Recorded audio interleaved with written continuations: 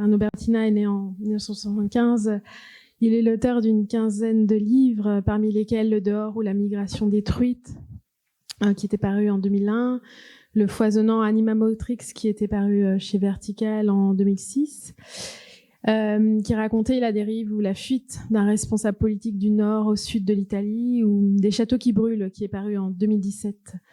Un roman qui évoquait la figure d'un secrétaire d'État séquestré par des salariés d'un laboratoire breton sur le point d'être placé en liquidation judiciaire. Et puis en 2020, il avait fait paraître aux éditions Verticales L'âge de la première passe, un long récit documentaire sur un travail mené au Congo en compagnie de filles des rues mineures se prostituant pour survivre.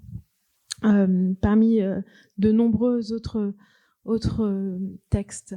Ce soir, donc, il nous présente ce livre qui paraît aux éditions Verticales, Ceux qui trop supportent, le combat des ex-GMS 2017-2020.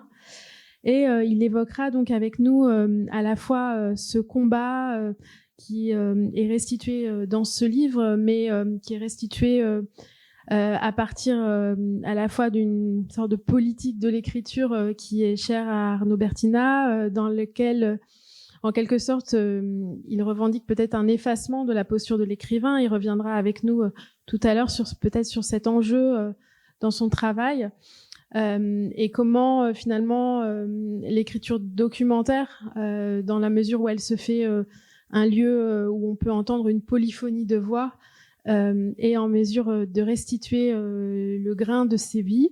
Mais aussi peut-être ce qui sous-tend aussi ce livre, c'est une analyse ou une cartographie très précieuse pour nous des mutations du capitalisme financier qui souvent nous échappent et ce livre constitue aussi une tentative d'élucidation.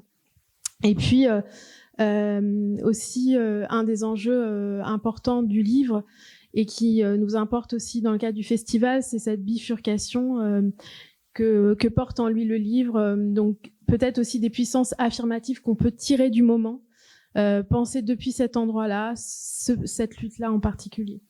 Voilà, donc je vais lui laisser la parole et puis peut-être on pourra aussi évidemment vous laisser dialoguer avec Arnaud parce que c'est aussi pour nous tout l'enjeu de ce festival. Ouais.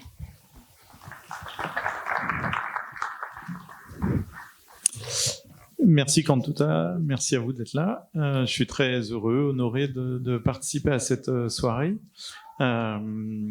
Et il m'a semblé que pour parler de ce livre, que beaucoup d'entre vous n'auront pas lu puisqu'il est arrivé en librairie seulement la semaine dernière, je pouvais peut-être essayer dans un premier temps de dire d'où vient ce livre dans mon parcours, comment j'en suis venu à écrire ce récit documentaire sur donc le combat d'ouvriers de la Creuse entre, disons, 2010 et aujourd'hui.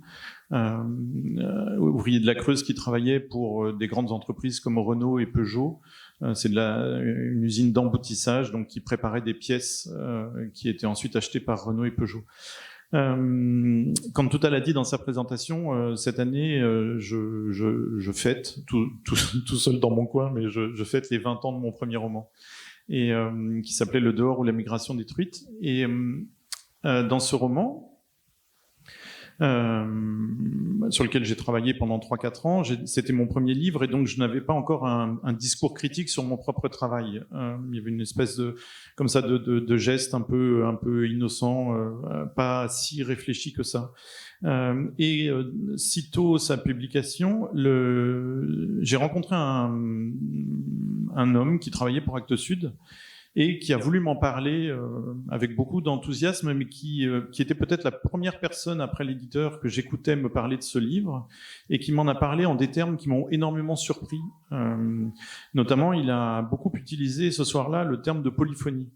Je connaissais ce mot, je le connaissais comme relevant du vocabulaire plutôt musical, la capacité comme ça à multiplier les voix à l'intérieur d'une œuvre, mais je ne m'en étais encore jamais servi pour parler de mon propre travail. Donc j'étais très surpris. À ce moment-là, vraiment, le livre m'échappait et devenait la propriété du lecteur. Mais ça m'a beaucoup intrigué.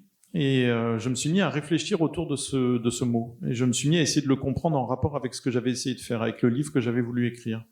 Et je me rendais compte que pour parler des années 60 et de la guerre d'Algérie et de la solitude de deux hommes, j'avais effectivement essayé à l'intérieur de ce roman-là de multiplier les voix, des voix qui étaient toutes des voix murmurantes, des voix timides, normalement des voix plutôt secondaires, non pas des voix en majesté, non pas des voix autorisées à prendre la parole. Et je me suis rendu compte que effectivement c'était certainement ça l'enjeu dans la polyphonie en littérature, c'était d'essayer de mettre en crise une voix principale et d'essayer de faire que cette crise soit l'occasion pour des voix secondaires, pour des voix censurées, pour des voix hésitantes de se faire entendre. Et de livre en livre, c'est ce que je me suis mis à creuser cette question-là. C'est devenu pour moi dans l'écriture une motivation colossale. J'ai tiré un appétit, une curiosité très très forte de ce seul mot de polyphonie. Et en 2006, pour mon troisième roman, ça devenait explicitement le mouvement de l'écriture. Dans ce roman, que je peux décrire très très rapidement, voilà, mais quand tout à l'heure un petit peu, c'est un ministre qui est en fuite parce qu'il a fait assassiner des réfugiés. Il est en fuite du nord au sud de l'Italie. Et en fait, ça n'était pas ça le sujet de mon livre. Le sujet de mon livre, c'est les 50 dernières pages qui portait sur la situation faite aux réfugiés en Europe, qui cherchaient à rentrer en Europe aux alentours des années 2005, 2004, 2003. Et il m'avait semblé que je ne pouvais pas aborder immédiatement la situation de ces réfugiés dans le livre. Il m'avait semblé que pour pouvoir en parler, il fallait d'abord déshabiller intégralement le regard d'un Européen, la voix d'un Européen. Et donc j'ai les 300 premières pages du livre qui se concentrent sur la dérive de la fuite de cet homme politique qui au départ est dans sa voiture blindée, puis qui ensuite est obligé de l'abandonner, qui est à moto, et puis qui ensuite est à pied, etc. Et vraiment ce déshabillage, cette sortie du confort et cette entrée dans l'intranquillité de cette voie européenne assise, installée, puissante, me semblait être la condition pour qu'enfin on puisse entendre à travers l'usure de cette voie-là, exactement comme on finit par voir à travers un tissu élimé, c'était la condition pour qu'on puisse entendre enfin ces voix murmurantes de réfugiés, ces voix épuisées de réfugiés. Et j'ai continué de travailler cette question-là. Et cette question-là, en fait, dans l'écriture, m'a rendu au fil des années de mieux en mieux écoutant. Si je repense au jeune homme que j'étais quand j'écrivais mes premiers livres, je me souviens très bien que je n'étais pas à l'aise dans cette position-là de l'écoute et de la rencontre avec des gens dans la vraie vie. Invité en résidence d'écriture, on est souvent invité justement à aller au-devant de tel ou tel groupe d'habitants, etc. Et je sais que ça n'était pas quelque chose que je faisais ni de manière facile, et par conséquent, ni avec beaucoup d'envie. Et en fait, c'est l'écriture, c'est ce désir d'écriture qui m'a poussé de plus en plus à m'intéresser à ça et à aimer ça. Et donc aussi à être de plus en plus curieux de l'intelligence en circulation dans ces échanges-là. Donc non pas de ma propre voix, non pas de mon intelligence ou de mon peu d'intelligence, mais justement de partir du principe que les gens que j'allais rencontrer ont une intelligence et que c'est à moi de faire l'effort de la découvrir et non pas à eux de me la prouver, cette intelligence-là. Je vais donner un petit exemple qui pour moi a été un tournant dans l'écriture. Un jour, je me suis retrouvé avec un ensemble de photographies qui documentaient le campement d'un SDF au bord du périphérique parisien. Et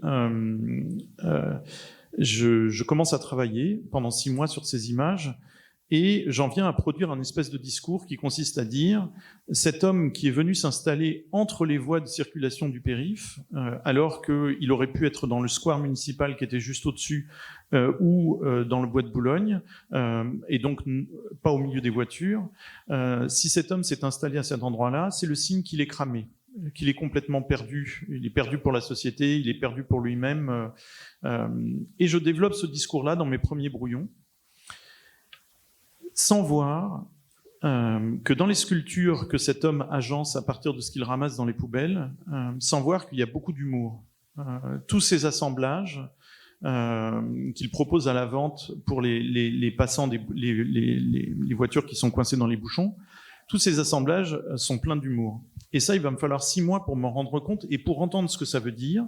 Si cet homme est capable d'humour, il a beau peut-être être, lui, dans un état physique d'extrême tension, s'il est capable d'humour, il est loin d'être cramé. C'est-à-dire que je ne dois pas m'en tenir au fait qu'on me l'a décrit, cet homme, comme excessivement tendu, excessivement nerveux. Je dois entendre ce que disent ces sculptures et je dois percevoir qu'il y a encore une forme de liberté qui s'exprime là. Résultat, j'ai déchiré tous mes premiers brouillons, et avec un espèce de soupir de soulagement, parce que si j'avais publié ce premier texte, j'aurais eu ensuite, très très vite, extrêmement honte de ce texte. Pourquoi ? Parce qu'au moment où un SDF apportait la preuve, la trace d'une liberté, de vivre dans des conditions extrêmes, mais être encore capable de faire la preuve de cette liberté, de cet humour, du fait qu'il n'est pas cramé. Et moi, venant du champ littéraire, du champ culturel, je l'aurais au contraire enfermé dans ma compassion. Je n'aurais pas tenu compte des preuves de liberté qu'il était encore capable de donner, et je l'aurais, d'une certaine manière, enterré vivant. Et si ce livre-là avait été publié, j'en aurais vraiment, ce serait vraiment une croix pour moi d'avoir à supporter l'existence de ce livre-là. Heureusement, j'ai pu changer donc mon fusil d'épaule et faire une place à ce qui s'exprimait pour de bon dans les sculptures de cet homme. Rebelote, je me retrouve au Congo à partir de 2014 et à l'invitation d'une structure qui travaille au Congo en direction de ces filles des rues pour essayer de les aider à sortir de la prostitution. Et je me retrouve donc face à des très jeunes femmes qui ont entre 14 et 18 ans, qui sont pour la plupart toutes dans une misère écrasante, qui sont presque toutes déjà mamans, qui une nuit sur deux se font tabasser par des clients ou par leurs proxénètes, etc. Bref, qui vivent les choses les plus dures qu'on puisse imaginer. Et j'arrive là-bas à la fois avec beaucoup de précautions, à cause de cette histoire coloniale qui nous unit comme ça à cette Afrique francophone. Et donc, je sais que je dois faire très attention à la façon que je vais avoir de me positionner par rapport à ces filles. Mais c'est à un autre endroit que je vais être surpris. C'est le nombre de fois où, écoutant la confession de telle ou telle fille qui a décidé de me faire confiance et qui va me dire à quel point elle est perdue dans sa propre vie, etc., c'est en découvrant que l'urgence qui s'impose à moi, c'est d'abord le silence, c'est d'abord de me taire, c'est mon incapacité à leur donner des conseils, parce que je vais faire cette expérience, je vais comprendre que si de nous deux, il y a quelqu'un qui sait ce qui est possible dans sa vie ou ce qui est bon pour elle ou ce qui est réalisable pour elle, c'est elle. Je vais vous donner un exemple très très simple. Je parle un jour longuement avec une jeune femme. Au moment où nous échangeons, elle a 17 ans. Elle est déjà maman d'une petite fille de 3 ans. Elle m'explique avoir été abandonnée par sa mère quand elle avait 8 ans. Et je lui dis, est-ce que tu aimerais revoir ta mère ? Et elle me dit oui, mais je n'ai pas l'argent pour le train, rien du tout, hein, c'est une affaire de 5 ou 6 euros. Je n'ai pas l'argent pour le train et je n'ai pas l'argent pour les cadeaux que je devrais apporter à ma mère. Et moi, mon réflexe, c'est immédiatement de me dire, laisse tomber l'argent des cadeaux. Le cadeau que tu fais à ta mère à ce moment-là, c'est déjà de vouloir la revoir alors qu'elle t'a abandonné il y a plus de 10 ans. Et ce conseil, qui pourrait valoir pour une Européenne, pour une jeune femme en Europe occidentale, évidemment, dans le contexte de l'Afrique centrale, ne vaut plus du tout, parce que la situation, la place faite aux parents, même à des parents maltraitants, même à des parents coupables, évidemment, ce conseil-là ne tient pas la route. Et donc à ce moment-là, ce que je comprends, c'est que cette jeune fille-là sait mieux que moi ce qui est bon pour elle, alors que je pourrais m'appuyer sur quantité de formes d'autorité symbolique invisibles, c'est-à-dire j'ai 40 ans, je suis blanc, je vis plus confortablement, j'ai fait des études, j'écris des livres, etc. Et ben tout ça ne tient pas à côté de la détresse et de l'intelligence que cette jeune femme a de sa propre détresse. Donc là encore, j'ai beau être auteur, j'ai beau écrire des livres, c'est apprendre à me taire et faire confiance, avoir confiance dans l'intelligence de la personne qui s'exprime. Et peu importe les formes que va prendre cette intelligence, même des fois des formes un peu cachées. Dans les mêmes années, à partir de 2017, je rencontre donc ces ouvriers creusois, les GMIS. Et d'une certaine manière, l'expérience congolaise a fait de moi quelqu'un qui est enfin capable de réellement écouter les gens. Et je ne vais pas avoir à beaucoup me forcer dans cette écoute et je ne vais pas avoir beaucoup à me forcer dans ce silence parce que il se trouve que ces gens-là, ces ouvriers creusois, ont développé au fil de ces années de lutte, donc presque 10 années de lutte, une intelligence et une expertise incroyable de leur propre situation. Et non pas de leur situation au sens étroit, mais de la situation de leur usine dans un contexte économique précis avec leurs donneurs d'ordre que sont Renault et Peugeot, et puis ensuite dans un contexte économique encore plus large qui est le libéralisme, le néolibéralisme européen aujourd'hui. Et très très vite, dès les premières heures d'entretien, je vais être sidéré par leur pertinence, par leur capacité à expliquer leur situation, et je vais désirer me mettre à leur service juste comme une chambre d'écho, et non pas comme quelqu'un qui débusquera des explications dont ils disposent eux déjà, qu'ils ont déjà forgées. Ce truc-là va aussi avoir évidemment des conséquences sur le plan littéraire, parce que je ne suis pas enquêteur, je ne suis pas essayiste, je ne suis pas politologue. Moi, ma fascination, c'est pour le langage. C'est ce qui se passe quand on parle, ce qui se passe quand quelqu'un parle, ce qui se passe entre les mots, dans le choix de tel ou tel mot. Alors, de la même manière qu'avec eux, je vais essayer de tordre le cou au vocabulaire des communicants et des hommes politiques qui leur font face, mais je vais aussi être avec eux hyper attentif aux mots qu'ils utilisent pour décrire leur propre situation. Je vais essayer d'entendre tout ce qu'il y a de subtil, de fin, de doux, d'intelligent politiquement dans leur histoire. Et ça a des conséquences ensuite littéraires, c'est-à-dire que dans le livre, je vais essayer de faire ce que j'aime faire le reste du temps dans mes fictions, c'est-à-dire je vais essayer d'utiliser tout un registre formel, des variations, un chapitre qui sera uniquement un verbatim et puis un autre chapitre où là je serai au contraire présent et où je mènerai l'enquête, un chapitre où je dirai toute la tragédie que c'est leur histoire et un chapitre au contraire où je ferai entendre la joie incroyable qui s'exprime dans certaines luttes sociales, la joie de la convivialité, la joie de se découvrir intelligent alors qu'on a eu un parcours scolaire chaotique, etc., etc.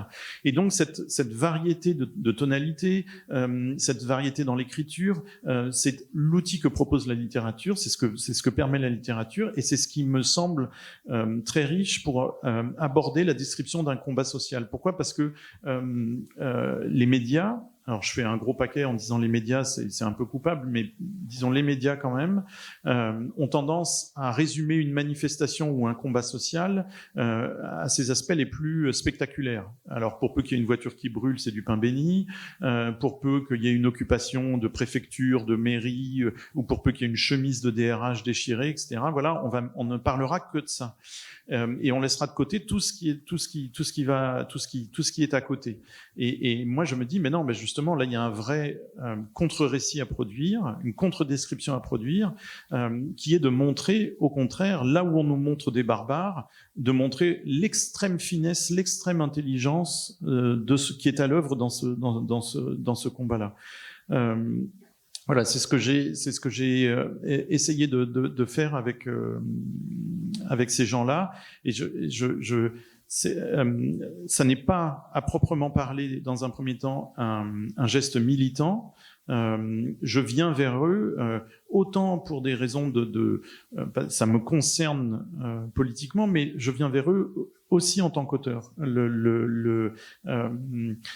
C'est-à-dire en étant et je crois qu'une grande partie de la littérature peut correspondre à cette description-là. Je crois qu'une grande partie de la littérature, c'est une réponse à la vie humiliée. Quand vous prenez Au-dessous du volcan, qui n'est pas un roman politique de Malcolm Lowry, qui est plutôt un incroyable roman sur la fin d'une histoire d'amour, disons, pour le dire très vite, c'est une réponse à la vie humiliée. C'est une réponse au scandale que ça peut être, par exemple, la mort, la fin de quelque chose.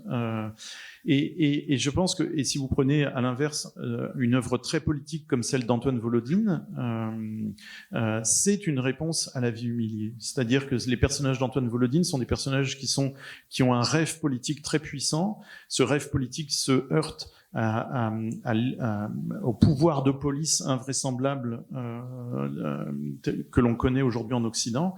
Ils sont écrasés par ce pouvoir de police, et l'œuvre de Volodine, c'est pour essayer de répondre à cette humiliation-là, à cette violence-là. Et moi, je me retrouve dans la même situation en Creuse face à ces ouvriers. Je vois des gens qui sont incroyablement nobles, qui sont incroyablement vertueux au sens peut-être romain du terme, et qui, malgré ça, malgré cet effort, cette tension pour rester honnête, se font laminer par un système qui est à la fois le système politique, qui est aussi le système industriel, la vie de l'industrie en France aujourd'hui, et le système financier. Et je conclus sur cette idée-là, qui est au cœur du livre. C'est à la fois un combat qui est magnifique, et en même temps, c'est aussi un combat qui est tragique, parce que ces gens-là ont mis un point d'honneur à respecter un système qui ne les respectait pas. Ces gens-là ont mis un point d'honneur à être plus honnêtes que l'État, à être plus honnêtes que les représentants de l'État. Et je raconte comme ça quelques scènes de négociations avec des ministres, qui sont des scènes incroyablement édifiantes, notamment une avec Bruno Le Maire et Benjamin Griveaux, dans un bureau du ministère à Bercy. Merci.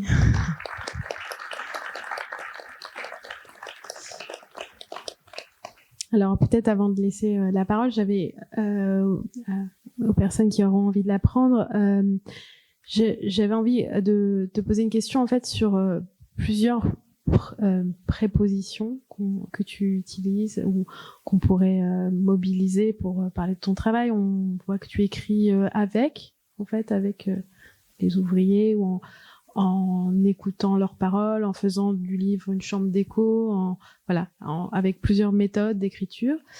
On voit que tu écris pour, et puis en même temps tu écris contre. Enfin, il y a une adresse. Voilà, c'est une littérature de combat qui se dit comme telle. Et du coup, j'avais envie de te poser cette question des différentes prépositions qu'on peut mobiliser. Il y a une autre proposition qui s'ajoute à ça, qui est la question du prédicat roman, en fait, et ce sera la question suivante, du coup.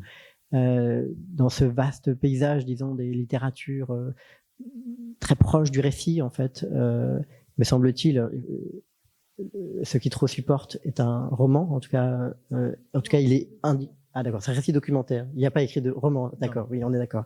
Mais enfin, il y a quand même cette tension qui se joue au cœur de la littérature récente, sur le prédicat qu'on attribue en fait au livre, et à quoi ça sert, selon toi. Comment procèdes-tu quand tu sors, en quelque sorte, quand tu sors de la littérature, tu y re-rentres, et ce passage en fait entre littérature et non littérature, comment ça se produit au fil de l'écriture elle-même, et qu'est-ce que on peut chercher en dehors de la littérature tout en y restant d'une certaine manière. Oui, alors effectivement, c'est deux questions différentes. Pour répondre à celle de Cantuta, et c'est beaucoup dans ce livre, c'est effectivement je parle beaucoup de ma propre, enfin dans le dernier chapitre, je parle beaucoup de ma propre colère. dans le reste du livre, je suis pas visible, je suis pas présent, mais dans le dernier chapitre que j'ai intitulé Making of, je parle de ma propre colère. Et en fait, je vis cette colère dont je me sens prisonnier depuis peut-être une dizaine d'années. Je me sens très prisonnier de cette colère que je ressens en voyant le tour que prend la vie politique en France, en Europe, etc. Et en même temps, je vis ça comme un piège aussi, pas simplement comme une prison, mais comme un piège. C'est-à-dire que un texte qui ne serait que réactif, qui ne ferait que dire cette colère-là, me semble peut-être assez vain, ou en tout cas pas suffisant. J'ai une trop haute idée de la littérature. Je me dis que la littérature doit toujours faire l'effort d'être souveraine, c'est-à-dire de désigner des positivités. Donc non pas simplement essayer de décrire le monde de Macron et la violence qu'il produit, mais aussi d'essayer de décrire justement ces GMES-là, de décrire de quelle manière ils sont fiers, de quelle manière ils sont intelligents, de quelle manière ils sont vertueux, etc. Et qu'est-ce qu'ils proposent, quel a été cet effort intellectuel qu'ils ont produit au fil des 10 années pour justement ne pas être sans arrêt avec un coup de retard sur le monde qui les écrase, mais d'essayer, dès qu'ils pouvaient, de reprendre un coup d'avance, d'être force de proposition. C'est quand même des gens qui, dès qu'ils ont été au chômage en 2017, se sont retrouvés, mais vraiment dès le moment du chômage, pour rédiger une proposition de loi. C'est-à-dire que beaucoup, écrasés par la colère ou la dépression, auraient pu s'enfoncer dans leur canapé, rester devant la télé parce que le souffle coupait. Et ben eux, la première chose qu'ils ont fait, c'est d'essayer d'écrire une proposition de loi. Je vous passe les détails de cette proposition de loi, mais c'est l'encadrement de la sous-traitance, donc une proposition de loi qui va pas du tout dans le sens du capitalisme d'aujourd'hui, et de faire qu'elle arrive jusqu'à l'Assemblée nationale. Et que ce qui leur est arrivé ne puisse pas arriver à d'autres. Donc là encore, au moment même où ils souffrent eux-mêmes, ils essayent tout de suite de penser aux autres. Donc là encore, il y a quelque chose, il y a un désir comme ça de république et de démocratie que je trouve incroyable à essayer voilà, il faut le décrire. Il faut le décrire pour que le livre lui-même monte sur le bon cheval, c'est-à-dire sur le cheval qui va permettre d'exprimer des positivités, une souveraineté et une espèce d'indifférence vis-à-vis du monde de l'ennemi. Ne pas tomber dans le piège de l'ennemi. L'ennemi veut nous fixer à un endroit, il veut nous fixer dans une confrontation. Je crois que la littérature, avec la puissance de joie qui est la sienne, doit en permanence se rappeler qu'elle joue avec les pions blancs aux échecs. C'est elle qui a l'avantage. De la même manière que dans un combat social, il est tout à fait possible de penser que c'est les gens qui combattent qui ont l'avantage. Il est possible de ne pas se penser toujours en résistance ou en réponse à un ordre injuste. Donc voilà pour répondre à ta question sur le pour et le avec et le contre.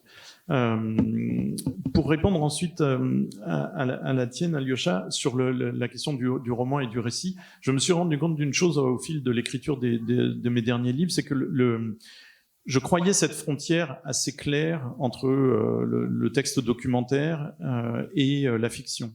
Et je me suis rendu compte qu'en fait, en termes d'éthique d'écriture, ça relevait exactement du même geste. C'est-à-dire que un jour, j'ai fait un roman qui s'appelle Je suis une aventure, qui est un gros roman de 500 pages où j'imagine les tribulations d'un homme qui s'appelle Roger Federer et qui sont des tribulations absolument improbables. C'est-à-dire, c'est vraiment une fiction. C'est ce qui lui arrive.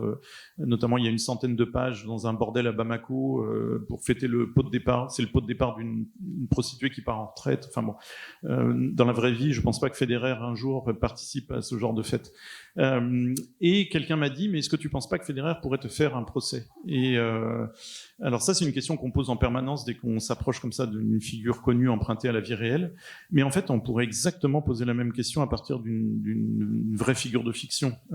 C'est-à-dire un personnage de fiction qui se dresserait contre l'auteur et qui lui dirait « Tu m'as caricaturé, c'est inadmissible, je me sens offensé, je te fais un procès. » Ça veut dire quoi? Ça veut dire que l'éthique d'écriture est la même. Quand on prend un personnage de fiction ou quand on relaie la vie de quelqu'un qu'on a rencontré, la tâche est la même. Ne pas caricaturer la personne, ne pas l'enfermer dans une forme de bêtise qui est la nôtre et non pas la sienne. quotidienne, essayer en permanence de rendre compte de toutes les aspérités d'une personne, d'une situation, d'un combat, d'une histoire, etc.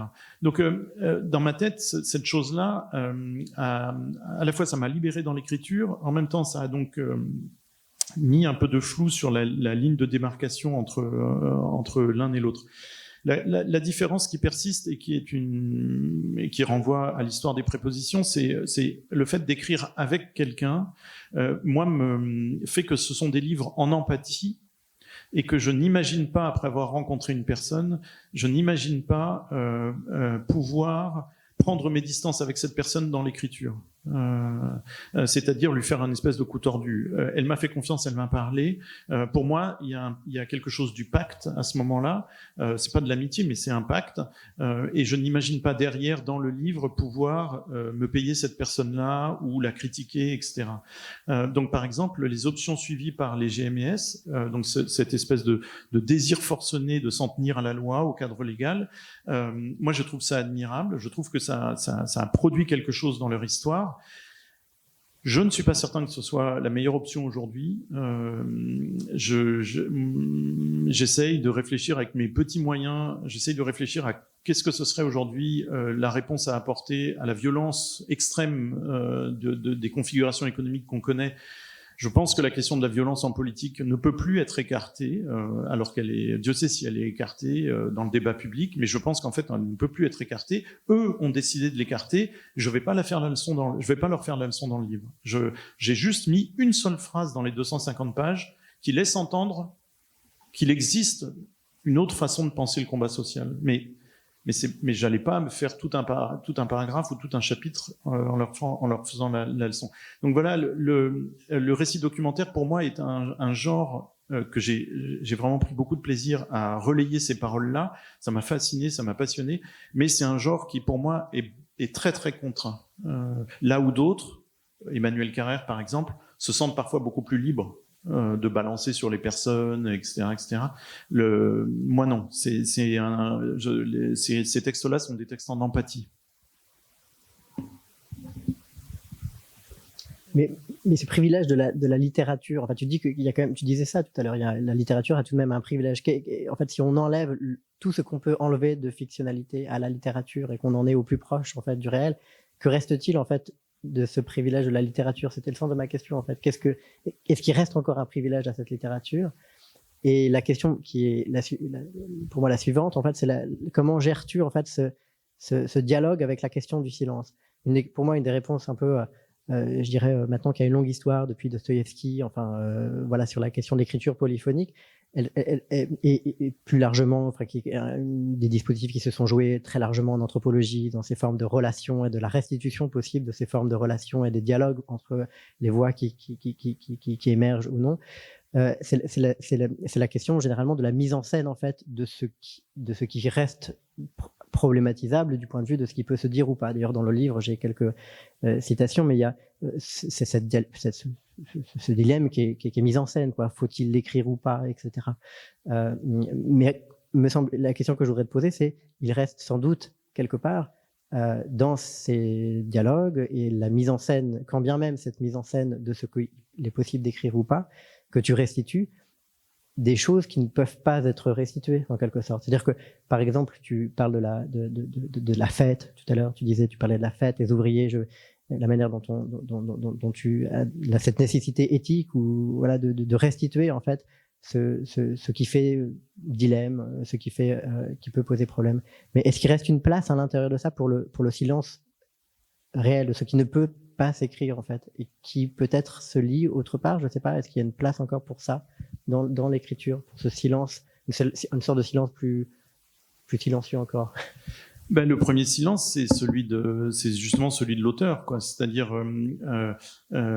l'autorité de l'auteur la suspendre pour passer la parole, justement, pour faire que tout d'un coup le livre ne soit pas le reflet de mon regard sur le monde, mais qu'au contraire le livre puisse être un espace d'accueil de plein de regards différents, de plein de voix différentes, etc. Alors, la scène à laquelle tu fais référence, c'est une toute petite scène, c'est un homme que j'interrogeais, un des ouvriers creusois, et qui me dit que sur certains blocages d'usines, quand ils ont été bloqués, l'usine de Flins, quand ils ont été bloqués, le site de Sept-Fonds, et me dit, voilà, il y a eu des moments extrêmement joyeux. Et tout de suite, il se reprend, et il me dit, mais ça, faut pas le dire, hein. Et je lui dis, mais au contraire, il faut à tout prix le dire, quoi. C'est-à-dire qu'au moment où vous franchissez comment on dit, un plafond de verre, au moment où vous vous redressez et vous éprouvez l'espèce d'ivresse du corps qui n'est plus au travail, du corps qui est avec les autres, du corps qui construit quelque chose d'inattendu, quelque chose qui est un peu hors la loi, du moment où vous vous dressez contre les monstres que sont Peugeot et Renault et que vous en éprouvez du plaisir, au contraire, c'est justement ça qu'il faut décrire à tout prix. Vous décrire accablé, c'est exactement l'image que l'on attend de vous, c'est exactement l'image que veulent les médias, c'est exactement l'image que veulent les industriels qui vous ont emmené dans le mur, etc. Donc, je ne sais plus quelle expression tu as utilisée, mais il me semble paradoxalement que le livre peut devenir un espace de souveraineté au moment où on est sur de la vraie souveraineté comme ça, collective, et non pas sur la souveraineté de pacotille d'un auteur qui tout d'un coup dit voilà le réel, je vais vous l'expliquer, voilà ce combat, cette lutte sociale, je vais vous l'expliquer, etc. Quand tout d'un coup le livre est là pour attester des formes de souveraineté inattendues. Inattendu, ça veut dire quoi? Ça veut dire que ces hommes, certains d'entre eux ont un discours politique assez clair, assez structuré, d'autres ont un rapport à la parole qui est beaucoup plus balbutiant. Pourquoi? Parce que c'est jamais ce qu'on leur a demandé de parler. Donc, obligatoirement, ils sont dans des formes très complexes de timidité, dans un rapport à l'écoute de l'autre, où ils sont convaincus qu'ils vont pas être entendus, qu'ils vont pas être écoutés, puisque pendant 10 ans, ils ne l'ont pas été. Et donc, c'est faire une place, de donner le temps qu'il faut à ces voix-là, ne pas les brusquer, ne pas leur proposer mes propres mots, etc., etc. Et ben ça ne donne pas un texte souverain, mais ça fait un livre qui parle de cette souveraineté étrange, inattendue, quoi. Moi, c'est vraiment ma conviction et mon enthousiasme dans l'écriture, c'est d'essayer de rendre compte de ça.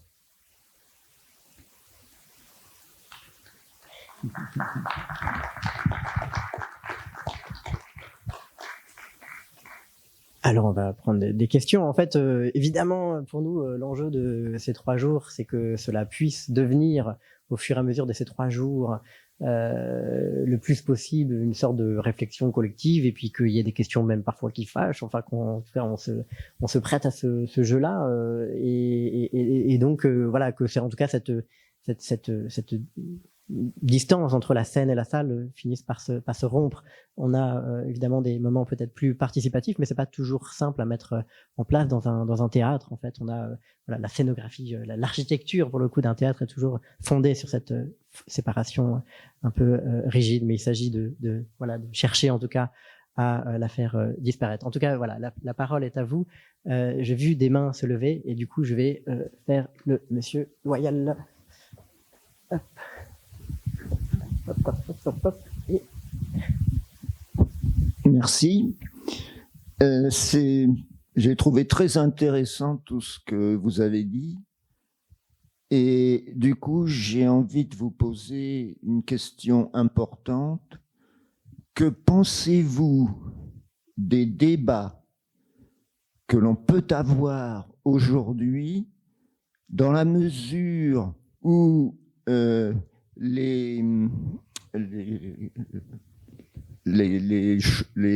comment on appelle ça,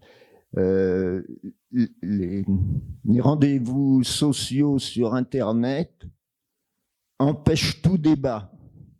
Il suffit que vous exprimiez une idée au cours d'un débat pour qu'il y ait la moitié des gens qui vont vous vouer aux gémonies et d'autres qui vont applaudir, et le débat n'existe plus. Enfin, c'est ce que je ressens. Que pensez-vous de ça?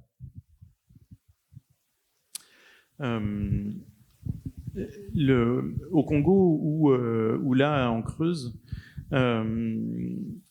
il m'est apparu cette chose vraiment toute bête, toute simple. Quand la télé organise le journal de 20 heures organise des micro-trottoirs pour demander aux gens ce qu'ils pensent de telle ou telle chose, et qu'ils vont les laisser parler 2 minutes et ils vont en retenir ensuite 15 secondes, on ne dit rien d'intéressant. On est systématiquement idiot. Tout le temps, quelle que soit la personne. Moi, ça m'est déjà arrivé de me retrouver comme ça, interpellé pour un micro-trottoir, et je m'éloignais ensuite en me disant mais ce que je viens de dire est vraiment complètement idiot, inintéressant, etc. En revanche, à la même personne, si vous lui donnez 2 heures, comme dans le cadre des entretiens que j'essaye de mener, là, vous sortez des 2 heures, vous êtes convaincu, au contraire, de la pertinence et de l'intelligence de cette personne-là. C'est une affaire de format. Et donc, quand vous pointez le problème du débat d'idées sur les réseaux sociaux, ben c'est une affaire de format, en fait. Les réseaux sociaux n'ont pas été conçus pour ça, en fait. Ils ont été conçus pour des likes, pour des trucs immédiats, pour une écoute et une lecture hyper superficielle. Donc, c'est juste pas l'endroit, en fait. Et l'endroit, la forme prévue par les réseaux sociaux, nous rend agressifs, idiots. En plus, bon, ce qui a beaucoup été décrit, c'est le fait qu'on est derrière un écran et non pas en présence des personnes, etc. Mais c'est juste que c'est pas le bon outil, en fait, et que les mêmes personnes enfermées dans une salle comme on l'est là, si ça se trouve, ça donnera un débat absolument passionnant. J'avais envie de répondre avec une anecdote et puis elle m'échappe. Ouais. Oui, merci de cette présentation. Je suis très intéressé par cette idée d'être de mieux en mieux écoutant. Ça, c'est un truc, ça doit demander un travail particulier. Et en même temps, je me pose la question, à partir de ce travail écoutant, de devenir en auteur. Et donc, est-ce que vous pouvez nous expliquer le passage, le moment, qu'est-ce qui se passe qu'à un moment donné, ce travail d'écoutant puisse devenir un travail de création? Voilà, Oui, c'est une super question. Je vais répondre parce que l'anecdote me revient. C'est Svetlana Alexievitch donc c'est cet auteur incroyable qui a eu le prix Nobel de littérature en 2015 et qui écrit justement de la littérature documentaire, qui n'a pas écrit de roman, et dont chaque livre est informé par, dit-elle, au moins 500 entretiens et elle a cette expression magnifique. Elle dit il faut rester très longtemps avec quelqu'un. Donc elle dit une après-midi, une journée, 2 journées, parce que n'importe quelle personne, sous-entendu elle y compris, doit d'abord se purger, dit-elle, de la banalité qu'on a en nous, donc c'est-à-dire cette écume qui nous vient des médias, qui nous vient de ce qu'on entend toute la journée, etc., avant de pouvoir en venir à vraiment notre expérience intime des choses. Donc avant de dire qu'on est bouleversé par tel ou tel truc, on va d'abord faire des grandes théories sur l'ordre du monde, etc. Puis ensuite, on va en venir à une anecdote précise, et cette anecdote sera incroyablement épaisse sur le plan des émotions, sur le plan de l'intelligence, etc. Donc voilà, c'était pour finir ma réponse. Vous avez tout à fait raison, il y a effectivement un saut à décrire entre je collecte, j'écoute et ensuite je construis. Mais c'est à ce moment-là que je redeviens auteur, mais je redeviens auteur débarrassé de ma superbe. C'est-à-dire que, par exemple, je dispose de tous ces entretiens. Donc j'ai rencontré ces ouvriers de la Creuse, j'en ai interrogé 25. J'ai à chaque fois à peu près 2 heures d'entretien. J'ai les bandes et puis j'ai la retranscription complète. Je les lis, je finis par les connaître assez bien, et quand je tombe sur tel paragraphe de tel homme, je sais que ça fait écho à ce que m'a dit telle femme, et donc je vais faire un travail de montage, vraiment. Et dans ce travail de montage, je ne prends pas la parole, mais évidemment j'agis. Godard fait bien reposer tout le cinéma sur la question du montage quasiment. Et ben, je suis pas loin des fois pour certains types de livres, je suis pas loin de penser la même chose en tout cas. Et dans certains moments de ce livre-là, je ne suis poète que par ce travail de montage et d'architecture des voix. Mais au final, je ne pense pas m'éloigner énormément de ce que eux me disent.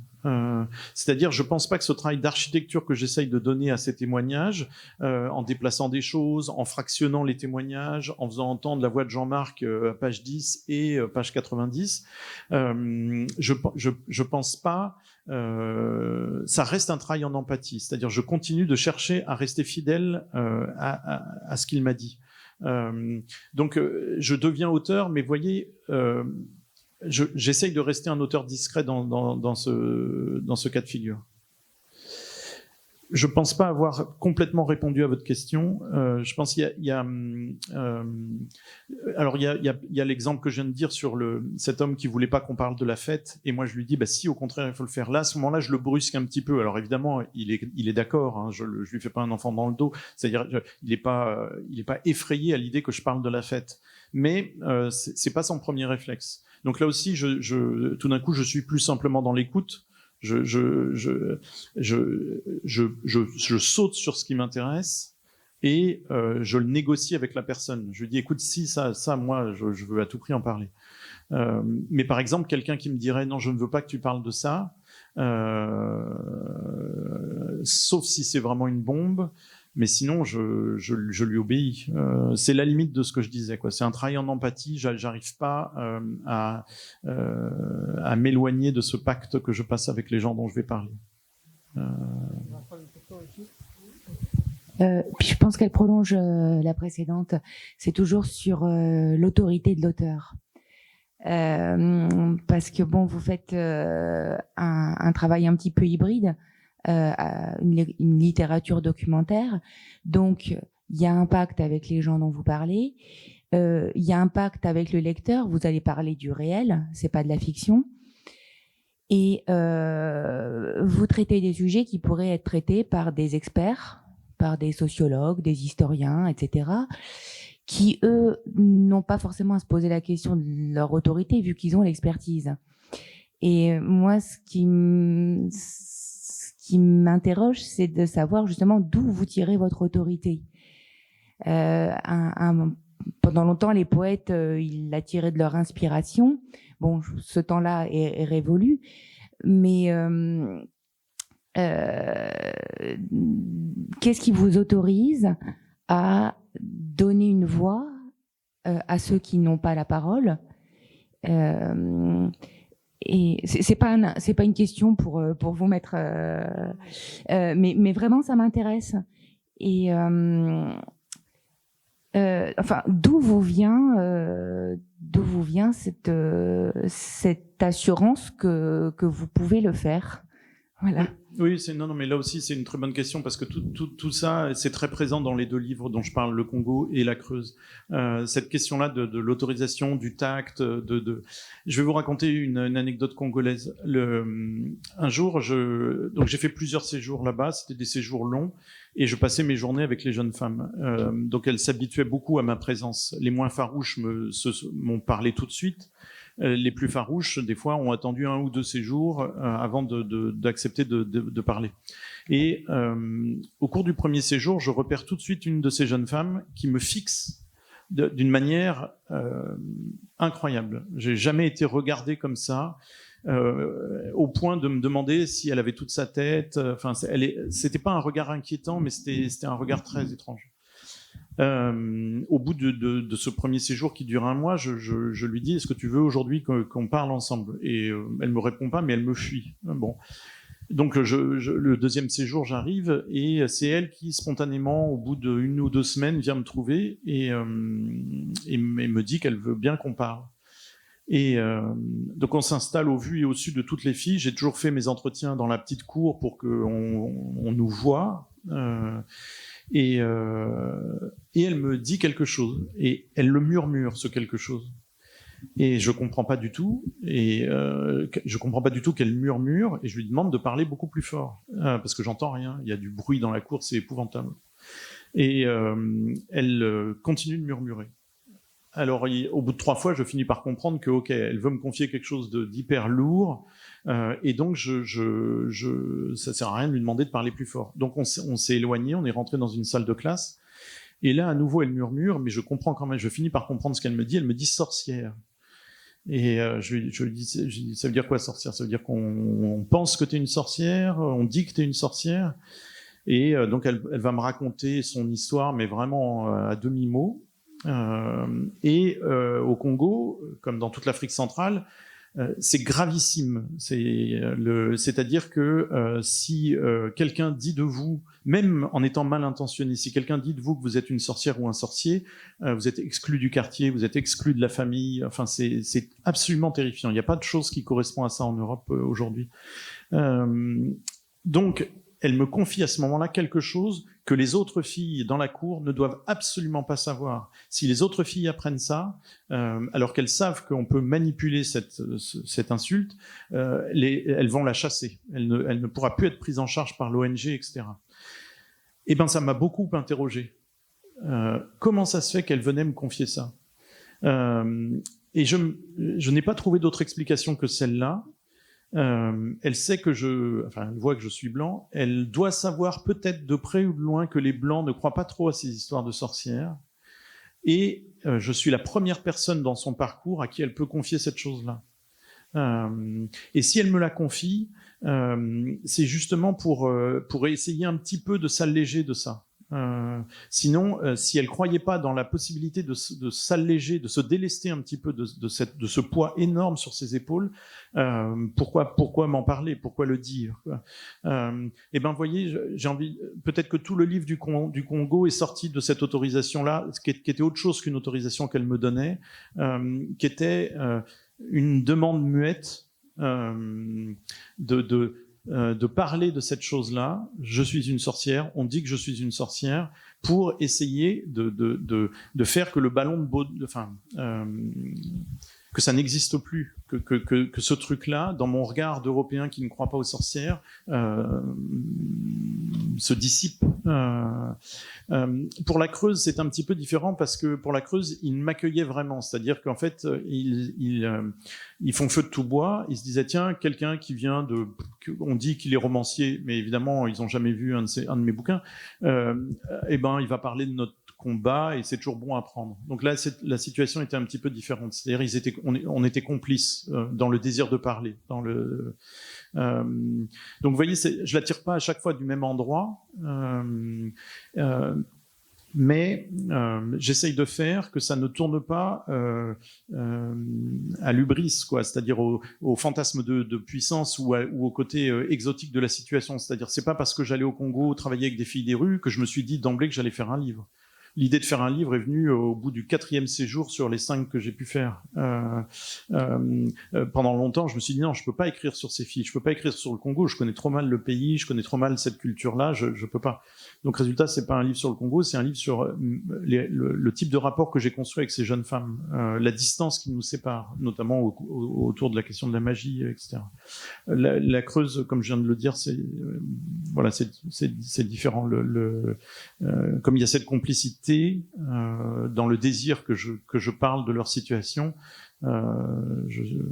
l'autorité vient de là, ou l'autorisation vient de là. Je sais pas si je vous ai bien répondu.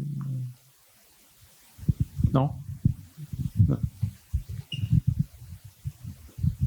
Et si on demandait à Sophie Vanish de nous rejoindre? Juste peut-être quelques mots de présentation de Sophie Vanish, qui est donc directrice de recherche au CNRS et qui travaille entre histoire, anthropologie et études politiques sur la Révolution française.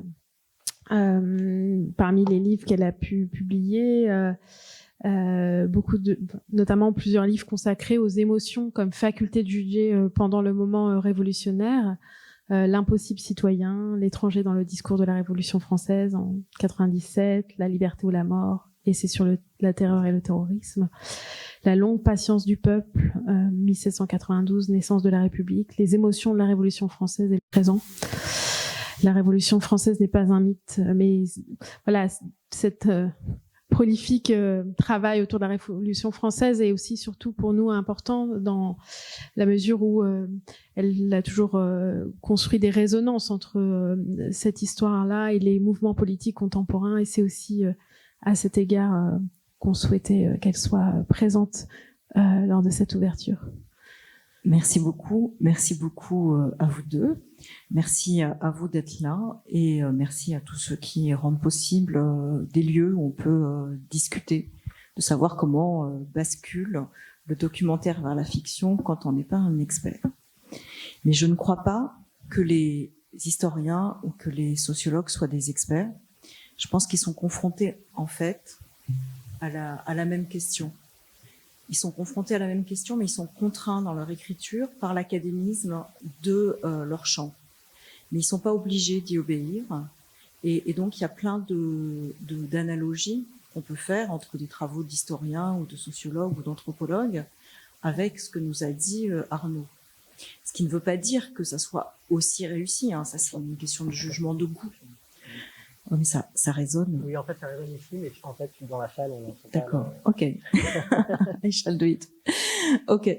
Je pense à un livre de Philippe Artière qui est que du montage, ou aux travaux de Jacques Guillaume qui sont que du montage, avec cette question montage mon beau souci. Et je pense aussi à un travail que moi j'avais fait dans La longue patience du peuple, où j'avais été à l'écoute de ce que j'appelais la voix immense de ce peuple outragé en 1792 par la trahison du roi, et où j'avais récolté, si on peut dire, toute une série de pétitions populaires qui réclamaient effectivement qu'on passe à un autre régime politique. Et donc c'est un chapitre où pour le coup ce n'est que du montage, alors que les autres chapitres fonctionnent différemment. C'est, il me semble, la grande question du triple contrat de Jacques Rancière, quand il parle d'un contrat qui est à la fois, pour l'historien, poétique, scientifique et politique. Et donc peut-être que la démarche des entretiens, elle est très très proche de celle des anthropologues. Retourner plusieurs fois, entendre les gens très longuement, se faire connaître, laisser une situation s'installer. Et que finalement, c'est pas si différent, sauf qu'il n'y a pas ce contrat scientifique, c'est-à-dire de discuter les autres, de dire voilà, je me positionne par rapport à ci, par rapport à ça. Mais dans le geste de l'écriture, je pense que c'est pas si différent. Je voudrais vous parler, sinon, pour revenir à mes propres affaires, on a annoncé faire face. Donc faire face à quoi? À notre situation historique. Faire face à une situation historique quand on est historien, ça veut dire accepter ce que j'appelle, avec Nicole Laureau, le régime d'anachronisme contrôlé. Alors, qu'est-ce que ça veut dire? Ça veut dire qu'elle dit dans un article très important de 1993, paru dans le Genre humain, que certains historiens sont constitués psychiquement de telle manière que seul le présent est réservoir de questions. Et que dans ces cas-là, c'est le présent qui dicte des questions, et peut-être ont-ils choisi une période très éloignée. En ce qui la concernait, c'était Athènes au 5e siècle, et pas seulement, mais surtout Athènes au 5e siècle, pour pouvoir calmer justement leur propre intensité d'émotion et pouvoir réfléchir grâce à ce lieu. Et donc elle disait qu'il y avait un trajet du présent vers le passé, mais que ça suffisait pas d'aller vers le passé et de décrire le passé et d'écouter le passé. Il fallait ramener quelque chose vers le présent. Alors, faire face pour moi, ça suppose effectivement de repérer les différentes séquences qu'on traverse collectivement à l'échelle locale, nationale, européenne, globale. Et donc, c'est un peu un travail dont je veux vous parler qui est entre deux livres.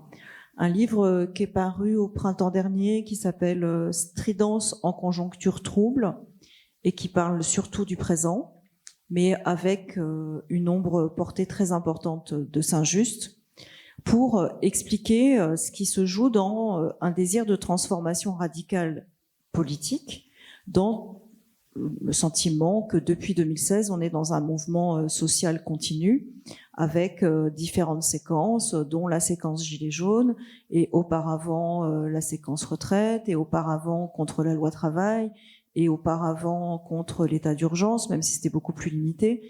Et donc il y a constamment, comme ça, outre la base continue de l'enjeu climat, quelque chose qui est peut-être minoritaire, mais constamment à l'œuvre, avec cette fameuse joie.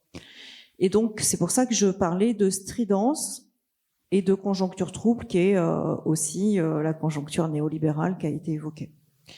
Dans cette conjoncture trouble, il y a bien sûr la séquence Covid qui est venue casser une certaine énergie au printemps, alors que des gens s'organisaient, et casser aussi, je dirais, le moral des troupes, parce que justement la joie, c'était difficile à faire naître sans être jamais les uns avec les autres, et que les apéros sur visioconférence n'ont pas été des promesses pendant très longtemps. Donc on a eu comme ça une conjoncture très trouble. On a vu les vieux mourir dans les EHPAD et être escamotés sans que les familles puissent avoir possibilité de les enterrer. On a vu un effondrement qui est un effondrement de notre compétence à être humain. Et cet effondrement de compétences à être humain produit, non pas de la joie, mais une certaine mélancolie. C'est pas la première fois. J'espère vraiment qu'on va s'en remettre. Mais pour le moment, beaucoup de gens sont fatigués, ont contracté des maladies qu'on appelle auto-immunes et ont du mal à retrouver l'élan, même s'ils font l'effort de le chercher. Et donc, entre ce livre et aujourd'hui, où je suis dans un livre plus spécifiquement sur la Révolution française, donc j'ai mon passage du Styx, et bien, je trouve que c'est une situation qui est celle des révolutionnaires français au printemps de l'an 2, c'est-à-dire au moment où ils estiment avoir traversé la terreur, c'est-à-dire être capable de refermer la crise la plus forte de la terreur, qui est la lutte des factions, et qu'en même temps, ils ont vraiment le sentiment que la révolution, indépendamment même de cette lutte des factions, n'a jamais été aussi fragile parce que la confiance civile a disparu. Et dans les termes de Saint-Just, ce qu'il dit, c'est il n'existait plus de rapports sociaux entre une ville et une ville, entre un village et un village. Il n'y avait plus de confiance civile. Ça veut dire que la société était amenuisée, comme elle s'est amenuisée avec le Covid, parce que la violence sur la société qui avait été celle de la contre-révolution et de la terreur comme réponse à la contre-révolution avait produit une espèce de situation fragmentée du corps social, et que dans ce contexte de fragmentation absolue du corps social, eh bien, les espérances révolutionnaires s'étaient effondrées, et l'ardeur révolutionnaire en particulier s'était effondrée, et que finalement les gens revenaient à ce que Bourdieu appelle un habitus d'ancien régime. Et cet habitus d'ancien régime, c'est en fait, plutôt que de désirer être libre sur un mode réciproque en construisant des collectifs, eh bien les gens souhaitaient plutôt trouver à nouveau une figure paternelle qui pourrait les protéger, et donc être dans une relative servitude volontaire. Et donc il y a quelque chose qui les rend, je dirais au pluriel, mais je vais m'attarder plutôt sur Saint-Just. Au pluriel, c'est Billaud, Varenne, Robespierre, Saint-Just. Mélancolique, on connaît très bien la mélancolie de Robespierre. Il y a le grand livre de Jean-Philippe Domecq, Robespierre, dernier temps. On connaît beaucoup moins bien celle de Saint-Just. J'espère compléter le tableau bientôt. Et je dirais que la mélancolie de Billaud-Varenne se traduit pas en mélancolie, mais en colère rageuse. et donc ça prend une autre forme. Et on a entendu tout à l'heure une certaine vanité de cette colère rageuse. Et donc il y a quelque chose qui me paraît très intéressant à ce moment-là à analyser, parce que on est dans une situation où si les gens sont à nouveau prêts à obéir à des règles qui étaient les règles de la cour, donc de l'Ancien Régime, alors le sentiment, c'est que les lois de contrainte de la période de la terreur, ce que Saint-Just appelle une machine à gouvernement, peut contraindre la contre-révolution, mais ne peut pas faire une cité. Et quand il dit faire une cité, c'est construire justement des rapports sociaux qui permettent de s'humaniser, qui reconnaissent la liberté réciproque entre chacun. Et donc, c'est ce qu'on appelle la liberté comme non-domination. Et quand cette chose-là disparaît, ce qui réapparaît immédiatement, c'est une conception de la liberté où chacun est un obstacle pour chacun. Et du coup, il n'y a plus de lien puisqu'il s'agit de faire dégager celui qui gêne, ou celui qui est rival, ou celui qui effectivement empêche de pouvoir poursuivre un chemin souverain de liberté individuelle souveraine. Et donc, ce qui se joue à ce moment-là, c'est effectivement faire société, faire cité, ou au contraire, devenir ce que Saint-Just appelle à ce moment-là un sauvage, au sens de l'ensauvagement par la civilisation, ce qu'on vit à mon avis absolument aujourd'hui, ensauvagement qui fait qu'on ne respecte plus les liens humains parce qu'on préfère faire des affaires. Il me semble que de ce point de vue-là, il y a quelque chose qu'on peut interroger, parce qu'on est nous-mêmes dans un moment où, on l'a dit souvent, la catastrophe n'est pas à venir, elle est déjà là, elle peut empirer, c'est une catastrophe un peu processuelle, mais on a une catastrophe finalement qu'on peut décrire sous les figures de la prostitution, de la perte d'emploi, de toutes ces choses qui nous arrivent, et bien sûr de ce qui était évoqué dans le film, c'est-à-dire le fait que on détruit notre terre, on détruit le vivant, on détruit les espèces, et on triche. Ce qui est le propre de ce qui inquiète le plus Saint-Just, c'est le fait qu'on puisse tricher sur le fait qu'on affirme prendre en charge un problème, une question, et qu'en fait, on ne le fait pas. Ce qui est absolument le cas pour ce qui nous concerne. Et donc, il y a quelque chose qui fait consonance, et donc toujours Saint-Just. N'entend-on point tous les jours parler de la nature ? Elle est partout l'objet de nos recherches, de nos voluptés, de nos vertus. Et cependant, nos législateurs n'ont rien, je ne dirais pas qui lui ressemble, mais qui ne l'épouvante. Pourquoi cette contradiction ? C'est que la force a fait le droit, et que partout ce droit est en contradiction avec la nature. Les lois civiles qu'elle a faites sont des codes de sauvage. Les lois du père sont l'arme du tyran contre le fils, du fils contre le père, de l'époux contre l'épouse, des morts contre les vivants. Et c'est un texte qui a été intitulé dans les œuvres complètes de la nature. Il y a toute une discussion que je vous passe pour savoir si c'est vraiment son titre. Mais ce qui est très intéressant, et en consonance avec le film, c'est que dans ce texte de la nature, ce qu'affirme Saint-Just, c'est que la société ne vient pas du contrat, mais qu'elle est donnée d'emblée par la capacité des êtres humains à être doués d'affects qui sont par ailleurs des affects sociaux. Donc il affirme que le propre des êtres humains, qui n'est pas si différent de son point de vue des animaux, mais il y a des degrés, c'est d'être doué d'amitié et d'amour, de besoin et d'affection. Et donc dans les affections, c'est l'amour et l'amitié. Et donc, autour de cette question d'une sensibilité qui vous rend immédiatement social, eh bien, il affirme que le contrat, et donc la légalité, et on revient à cette question machine à gouvernement, faire citer, que le contrat a plutôt détruit l'humanité que renforcé l'humanité.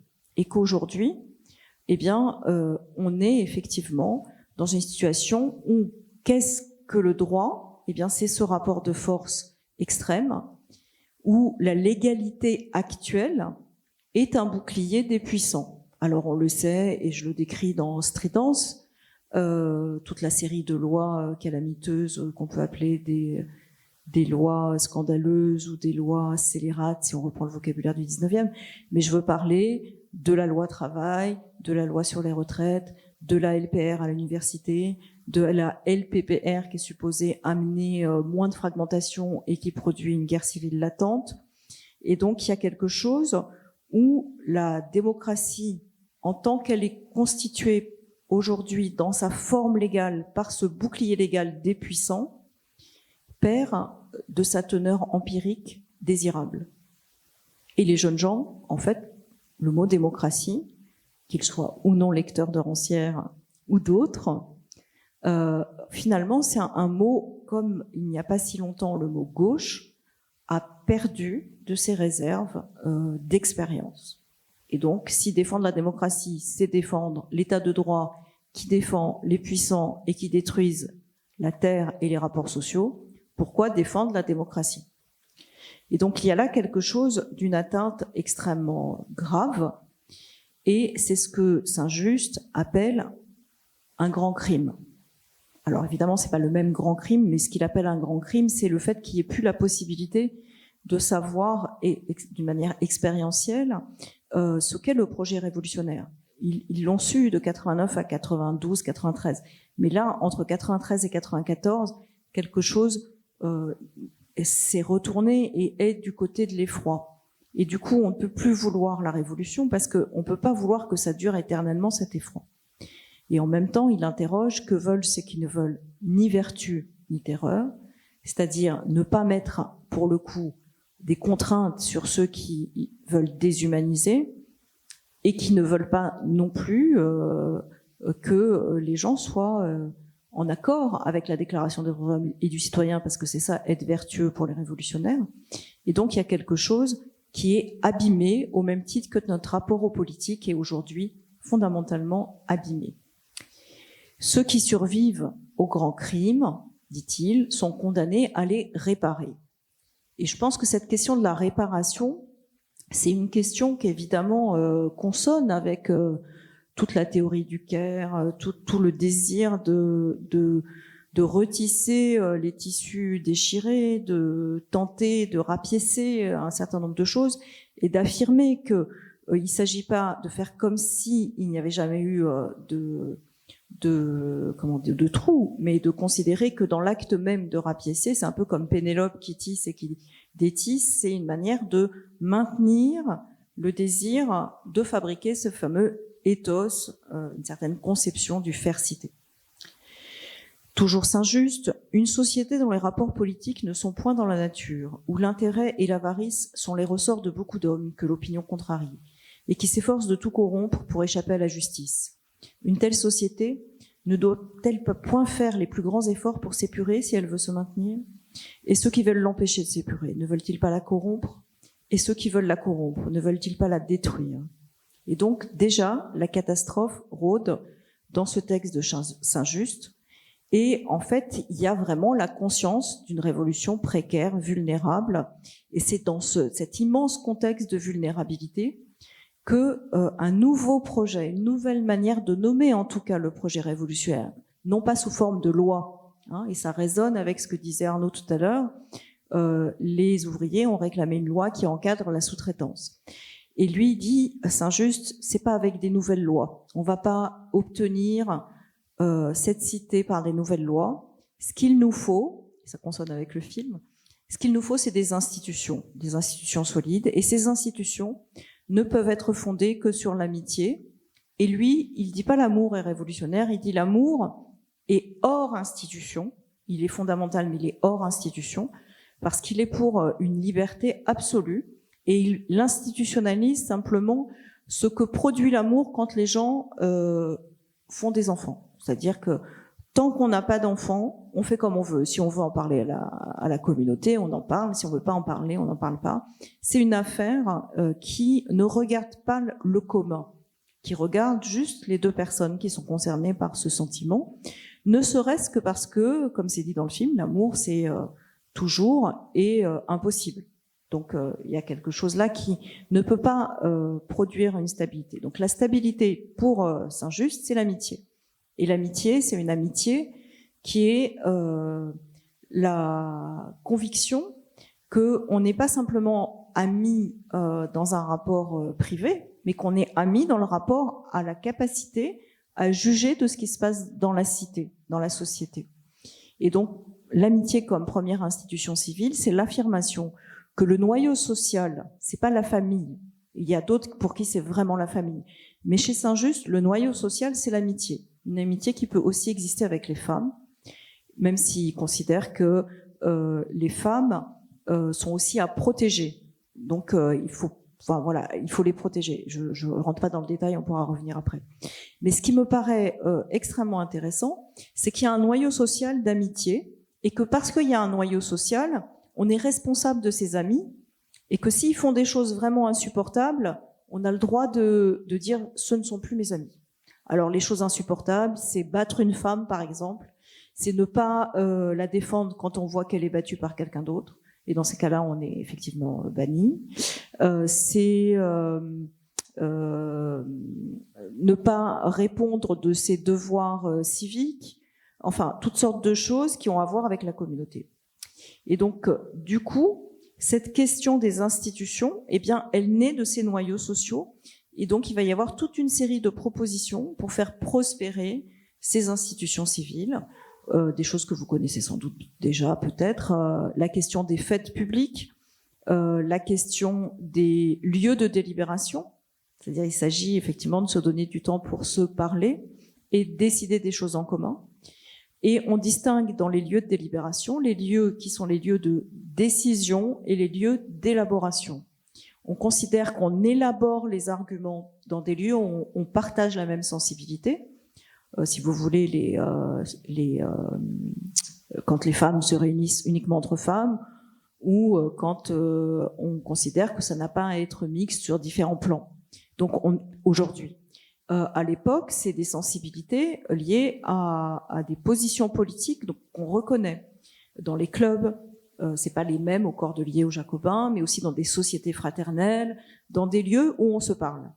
Et par contre, il y a les lieux du politique qui sont les lieux d'échange d'arguments pour faire advenir une décision qui correspond à la pluralité de ces lieux de la délibération qui prennent pas de décision mais qui élaborent.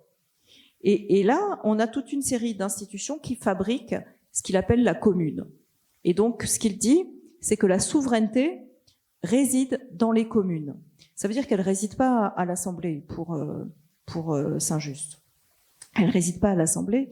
Et dans une certaine mesure, on retrouve la même chose chez Marx, où il affirme que l'intelligence politique est celle d'un entendement humain devenu autonome par le fait de son unité et de son caractère propre. Et cette intelligence politique est qualifiée d'âme organisatrice du tout. Et il parle alors de la nécessité d'incarner, peut-être que les ouvriers là-bas incarnent le principe politique, par une représentation de l'intelligence, la représentation de la matière du peuple, dit-il.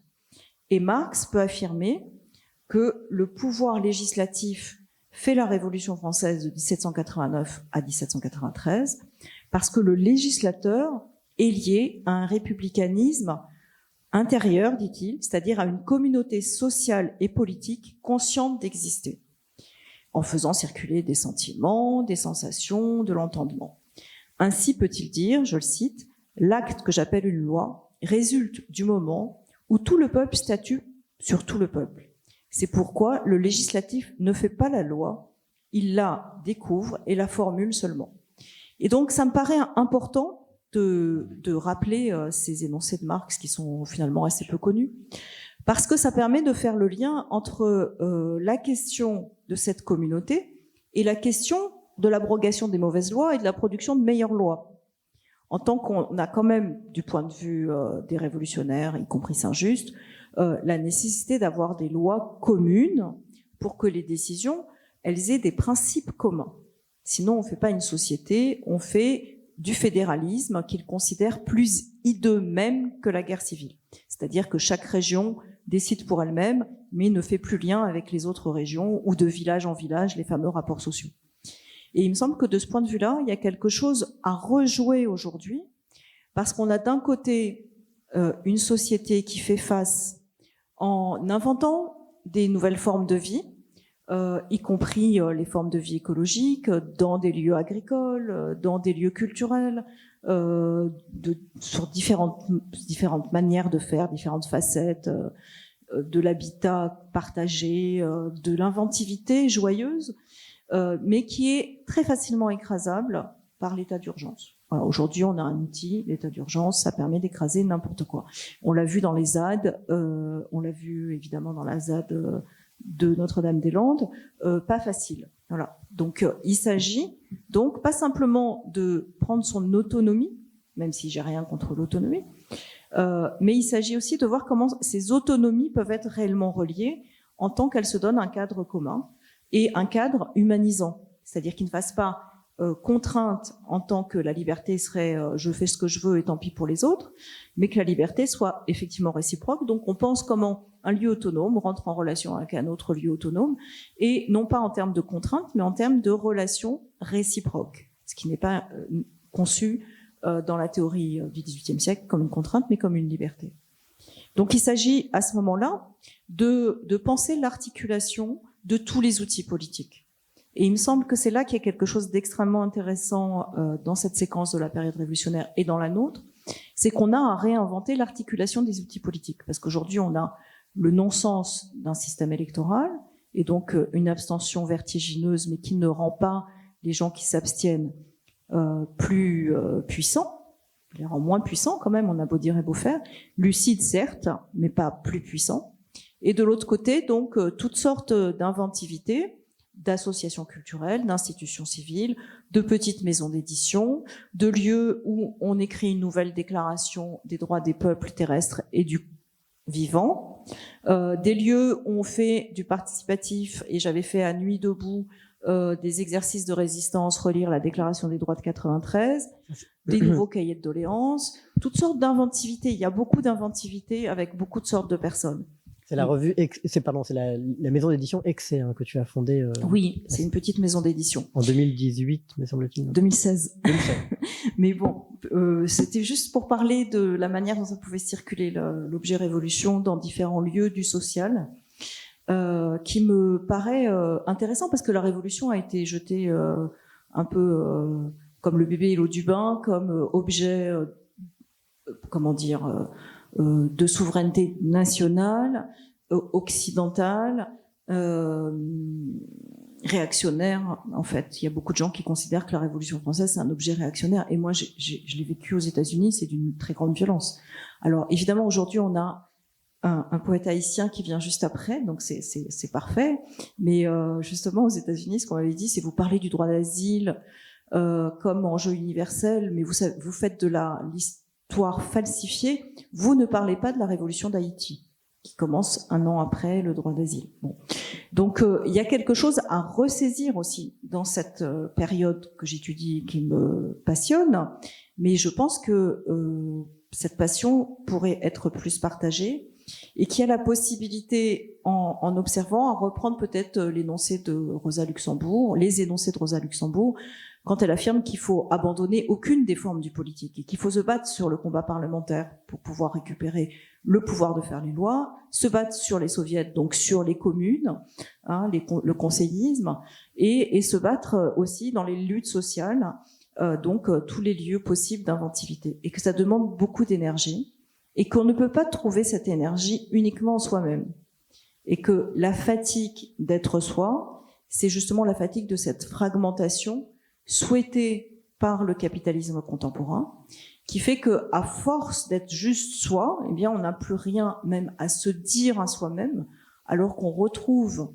le plaisir de se rencontrer, dans des fêtes, dans des lieux comme celui-ci, dans toutes sortes d'institutions civiles. Voilà, merci beaucoup.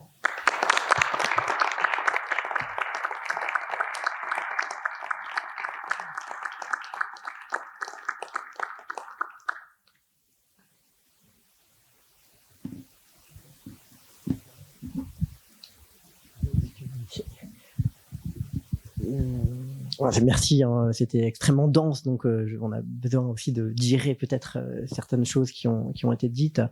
J'avais peut-être envie de revenir en fait sur cette politique de l'amitié, une toute petite seconde qui a été en jeu et qui est fondée du coup plutôt sur des mécanismes de désir réciproque, de quelque chose qui se passe à une échelle qui est et en tout cas de notions qu'on évacue généralement dans le champ politique contemporain, quoi.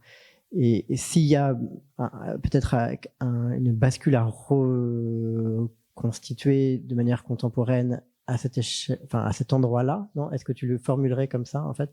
Est-ce qu'il y a comment vois-tu cette refondation d'une politique de l'amitié face à cette fragmentation que tu décrivais et qu'on partage évidemment? C'est un autre élément de ce que j'essaye de travailler.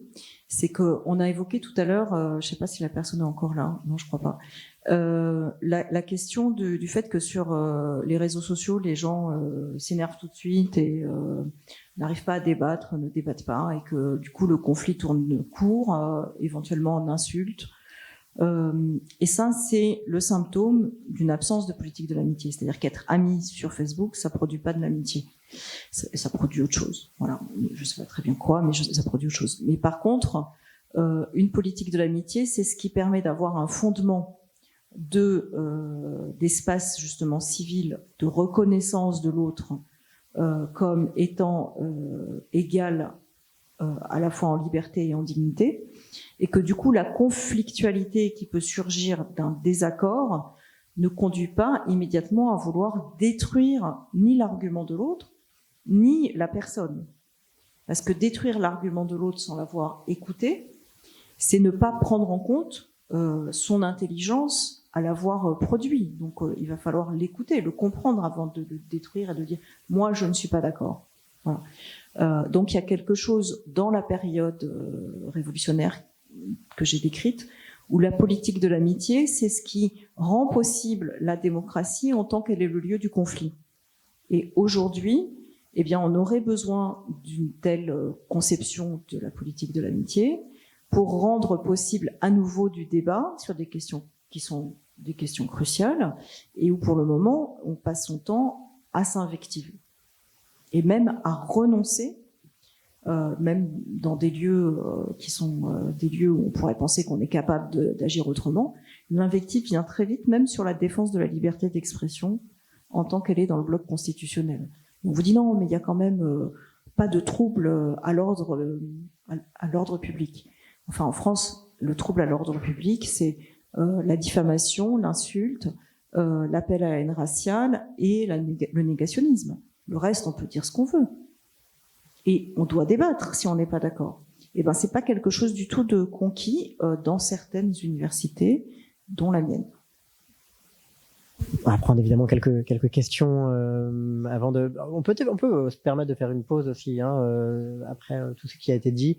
D'autant qu'on a un espace en fait de restauration. La soirée est un peu longue. Et ensuite, on aura l'intervention de James Noel avec Franck. J'ai vu qu'il y avait une question là. Il y en a peut-être d'autres. Dites-moi. J'en vois une au fond. Je vais commencer peut-être par le fond en fait pour faire circuler davantage la parole. Hop, hop, hop. Et voilà. Je pense qu'il y a quelqu'un d'autre qui avait demandé d'abord. Mais... Bon, ok. Bonsoir. J'aurais voulu donc poser une question sur le rapport, en fait, disons au décrochage par rapport aux lois, sur lequel d'ailleurs vous avez insisté finalement, le décrochage par rapport à l'attente de ce que peuvent apporter les lois, de ce qu'elles peuvent apporter en termes de résolution politique, disons. Et donc par rapport, donc peut-être c'est une question à tous les deux d'une façon très générale, mais plus précisément sur le rapport donc qui est celui posé par Saint-Just, de dire que finalement la solution, enfin en tout cas le lieu de l'élaboration politique est celui de l'institution et pas celui de la loi. Et j'aurais aimé que Sophie Vanish donc précise ce qu'il entend par institution, par différence avec la loi, et comment cette différence peut se transposer aujourd'hui exactement. Alors, j'ai bien compris que les exemples donnés de maisons d'édition, etc., de tous les exemples de la fin, enfin, il me semble avoir compris que c'était ça, finalement, que c'était à cet endroit que se jouait ce que l'espace politique, non, peut-être l'espace politique aujourd'hui, qui serait l'équivalent de ce que Saint-Just appelait institution, parce que tout le problème, c'est que, contrairement aux révolutionnaires de encore 1793-14, bon, il n'y a pas de, cette institution au sens qui a été évoqué se fait, disons, dans des lieux qui sont pas du tout des lieux de pouvoir, disons. Alors, je ne sais pas si tu veux dire quelque chose. Ce que je disais tout à l'heure, c'est que ces institutions, c'est par exemple des sociétés délibératives fraternelles. La société de l'un et l'autre sexe, amis de la Constitution, par exemple. C'est un lieu où on va discuter, on va lire le journal, on va se tenir au courant des lois et les commenter, et dire là, on est d'accord, pas d'accord, etc. Donc ça, c'est un type d'institution que nous, on n'a pas, et qui supposerait qu'on ait le désir d'avoir. Qu'on a parfois le désir d'avoir. La réussite de Nuit debout, c'était un peu ça. C'était avoir envie de se parler, de débattre, etc. Dans plein d'endroits, il y a ce désir d'avoir des sociétés fraternelles quand même pour discuter. Et je pense qu'aujourd'hui, on n'est pas dans une situation, peut-être demain avec l'autre dispositif vraiment de société fraternelle, mais dans une certaine mesure, si vous êtes venu ce soir, c'est pour avoir envie de réfléchir ensemble, pas juste en lisant un livre chez vous. Donc, du coup, je pense que ça se déploie en ce moment depuis une quinzaine d'années. Il y a de plus en plus de lieux comme ça, dans des endroits improbables, et je trouve que c'est assez intéressant. Après, les institutions, pour Saint-Just, ça touche tout ce qui concerne la société. Ça peut être l'agriculture, ça peut être la famille, ça peut être la fête, ça peut être l'éducation, mais c'est surtout l'état d'esprit. C'est-à-dire, au lieu d'avoir, et je pense pour l'éducation, il y a une loi cadre, et ensuite, les gens, ils font comme ils veulent, et ils inventent la forme qu'ils veulent, y compris pour les fêtes, par exemple. Les fêtes décadaires, il y a une loi cadre, et puis après, les gens, ils inventent, ils s'organisent comme ils veulent, etc. Et il y a quelque chose qui est assez cohérent avec la période où on discutait de la Constitution de 1793, où il y avait rendez aux communes tout ce qui ne concerne pas vraiment la centralité législative, qui en fait ne doit concentrer que la question de la redistribution de l'argent, la question de la guerre et un certain nombre de questions qui sont dites aujourd'hui régaliennes. Et tout le reste, il faut le rendre aux communes, parce que les gens sont assez grands pour s'occuper de leurs affaires et le faire le mieux possible. Et donc, moins il y a de lois, et plus il y a d'institutions, plus il y a de démocratie, c'est-à-dire où c'est les gens qui décident pour eux. Pas vous mettrez le masque de telle date à telle date, vous ne le mettrez pas de telle date à telle date, vous ne savez pas mettre le masque, tout ce qu'on a eu. Il y a une auto-organisation qui était tout à fait possible, d'ailleurs qui s'est faite, puisque les gens ont fabriqué des masques quand ils ont compris que c'était utile. Et donc il y a quelque chose de cet état d'esprit. Fabriquer soi-même les masques quand, pas attendre que ce soit l'État qui prenne une décision. Et ça, c'est vraiment la question des institutions civiles. Et donc, on n'a pas encore eu le temps d'organiser à nouveau l'éducation, par exemple, mais vous avez une loi cadre qui dit que c'est important, faites-le sur place avec les moyens que vous avez, et ça va s'améliorer petit à petit. Donc, il y a quelque chose où il y a une grande confiance donnée à la capacité des gens à s'auto-organiser dans un cadre. Alors après, on peut discuter qu'est-ce que c'est que ce cadre, est-ce qu'il est légitime, etc. Et du point de vue des révolutionnaires, il y a la possibilité de censurer la loi par les communes. Et donc une loi, elle doit être envoyée. comme on discute de la loi dans les lieux de société fraternelle ou société de club, les lois, quand elles sont pas satisfaisantes, on peut les censurer, c'est-à-dire qu'il suffit de s'organiser, réclamer que les assemblées primaires, celles où on prend les décisions, soient réunies, et que de ce fait, on puisse dire cette loi-là ne va pas, il faut recommencer ou la supprimer simplement parce qu'elle n'est pas satisfaisante, etc. Bon, donc dans ce cadre-là, il n'y aurait pas eu de loi travail, par exemple. Si on transpose sur aujourd'hui, c'est pas du tout le parti politique. La forme parti politique, elle n'a pas du tout cette fonction-là. Par contre, on pourrait avoir un imaginaire, et il faut imaginer, c'est là où on est dans le moment des bifurcations, hein, puisque ça s'appelle Atlas des bifurcations. Ce que permettrait la révolution, c'est de proposer une bifurcation qui nous mènerait vers un système où il y aurait cette double polarité politique, élaboration des arguments, décision communale, et possibilité d'avoir une sorte de coopérative réunie comme assemblée primaire des différentes personnes qui s'auto-instituent comme société délibérante. Et ça n'existe pas du tout. Alors après, sincèrement, je ne sais pas si la société actuelle ou l'état dans lequel on est dans ce qu'on peut encore appeler société, mais qui est quand même très fragilisé, peut se donner cet outil rapidement, mais si c'est pas rapidement, je pense qu'il faut surtout pas être axé sur le calendrier électoral et se dire c'est trop tard pour cette fois-là, donc tant pis, parce que ça fait au moins 4 élections que tout est absorbé par les présidentielles. On s'occupe même pas des législatives. Tout juste maintenant, on commence à dire les législatives, c'est peut-être important. C'est là où on fait les lois à l'Assemblée. Malgré tout, on est dans un régime mixte, présidentiel et parlementaire. Et on ne fait pas non plus de vraies tentatives de réélaboration d'une forme qui ne serait pas partidaire, mais qui serait d'élaboration des arguments politiques. Voilà. Alors, il reste bien sûr les syndicats, il reste des tas d'associations, etc., où ça se passe pas très bien. Voilà, la fragmentation les atteint aussi, l'invective est très rapide aussi. Voilà, donc il y a plein de soucis où je pense qu'on a au moins les mêmes questions de la destruction de nos sensibilités et du corps social qui existaient après la période dite de la terreur, et que c'est pour ça que ça me paraît intéressant d'étudier quelles sont les propositions révolutionnaires. Juste donner une illustration de ce que vient d'expliquer Sophie. J'ai été très surpris au tout début des Gilets jaunes, vraiment les toutes premières interviews sur les tout premiers ronds-points. Donc c'était parti d'une histoire de taxe sur l'essence. Et moi, ça me laissait très indifférent, quoi. Je voyais pas une mobilisation se construire autour de cette idée-là.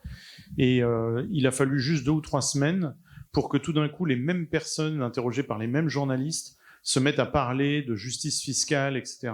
C'est-à-dire qu'en l'espace il y avait un appétit de discussion et d'échange qui s'est manifesté à ce moment-là, qui est admirable et qui a tout de suite débouché sur des grands enjeux politiques et sur des discours vachement plus intéressants qu'au point de départ, à partir de nos solitudes agglomérées, quoi. Et ça je me suis dit, ça c'est quand même un signe, c'est quand même un signe très très fort, quoi, que y a cette envie de construire ensemble et que tout de suite il y a une intelligence collective qui est à l'œuvre, quasiment immédiatement. Et je trouve que ça va exactement dans le sens de ce que tu expliques sur ces sociétés-là, c'est-à-dire que l'élan quand même vers l'autre, eh ben il est abîmé, ça c'est sûr. Tu as tout à fait raison de le dire, mais il est encore là, quoi. Dans Nuit debout, il y avait des moments magnifiques on peut en sourire, mais je me souviens de gens qui se pointaient avec des pancartes en disant j'ai une thèse en géographie, posez-moi les questions que vous voulez. Et mais je trouvais ça incroyable, en fait. Il y avait une envie comme ça de lutter contre cette fragmentation. Et un dernier petit exemple sur cette idée de fragmentation. J'ai entendu un ami dire l'autre jour, jamais le confinement n'aurait pu marcher si on n'avait pas déjà tous été confinés devant nos ordinateurs et nos réseaux sociaux. Il dit, en fait, on était déjà confinés. C'était pas un problème, en fait, de rester chez nous. Et ça, j'ai trouvé cette idée, cette description, pas une idée, j'ai trouvé cette description très très forte. Je l'avais pas vu venir, et effectivement, c'est une donnée à prendre en compte. Il y avait de toute façon déjà quelque chose qui nous avait préparé à rester enfermés chez nous tout seuls. Je voulais vous dire quelque chose au sujet de la science et qui rejoint un peu la question qui a été posée sur les experts. Alors, c'est très simple. La science a évolué presque continuellement jusqu'au début du XXe siècle. Il se trouve qu'au début du XXe siècle, il a commencé à y avoir des choses qu'on pourrait appeler chaotiques dans l'évolution de la science. Et à tel point, ça correspond exactement à l'éclosion de la mécanique quantique dans la physique. Et c'est pas pour rien que c'est Planck qui a dit la chose suivante.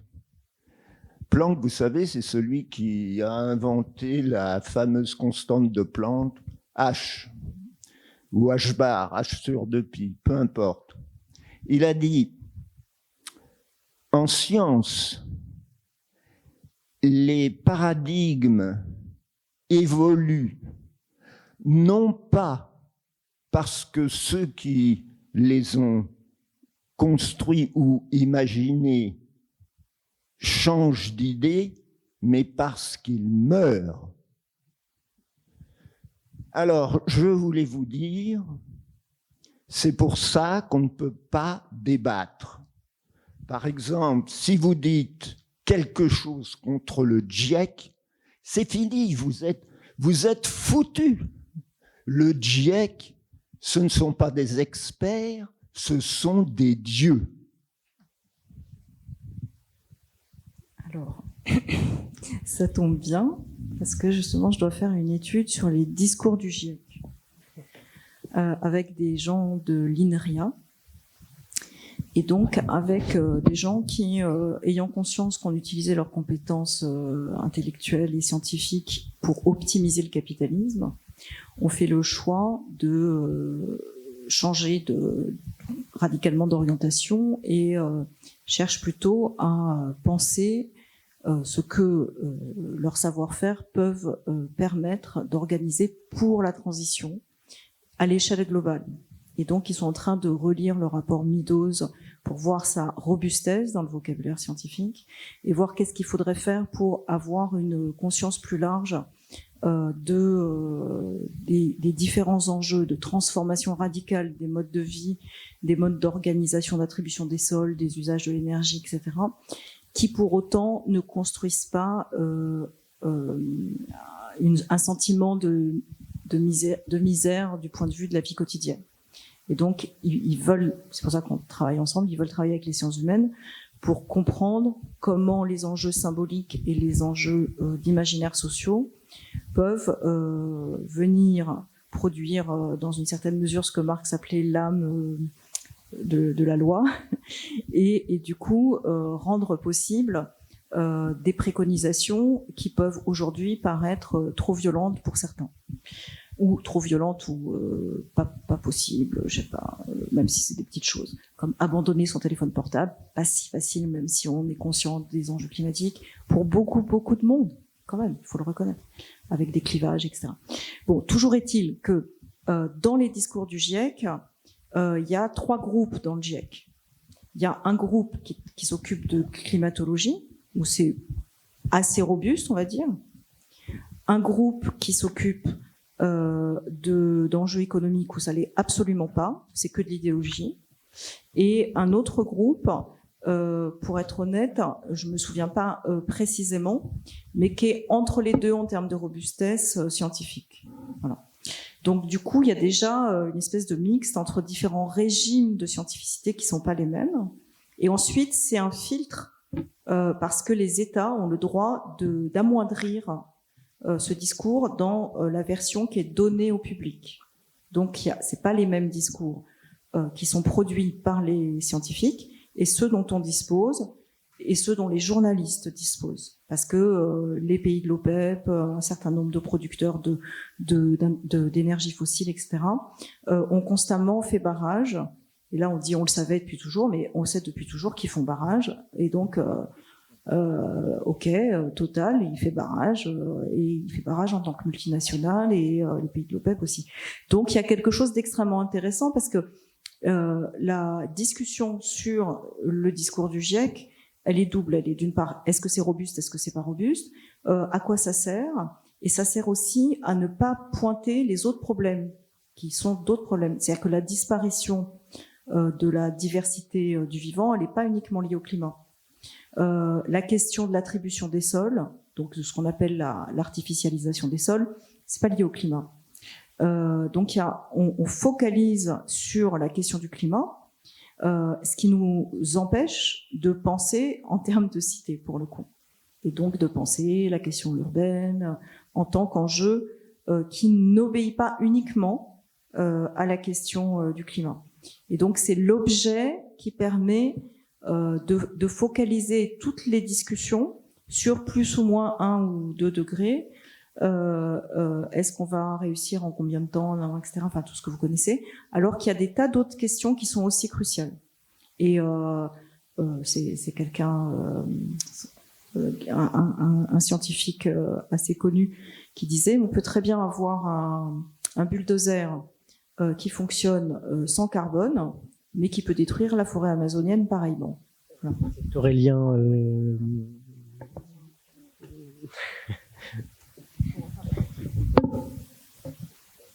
Donc c'est un discours qui prend beaucoup de place pour plein de raisons, mais il n'est pas si divin que ça. Et en général, les dieux sont écoutés quand même, le GIEC.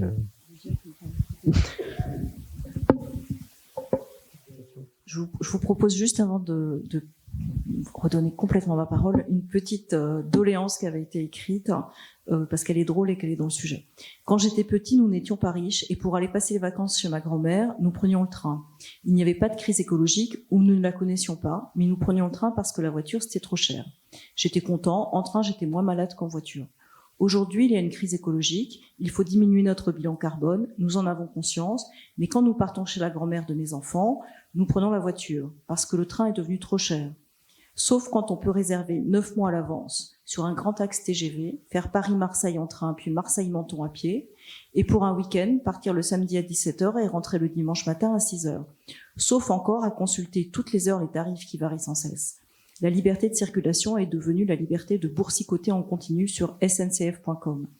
Alors, il reste la voiture et la honte écologique. Mais l'État a vendu les autoroutes, et bientôt il n'y aura plus que le car et le droit de vomir entre pauvres sur la planète entière.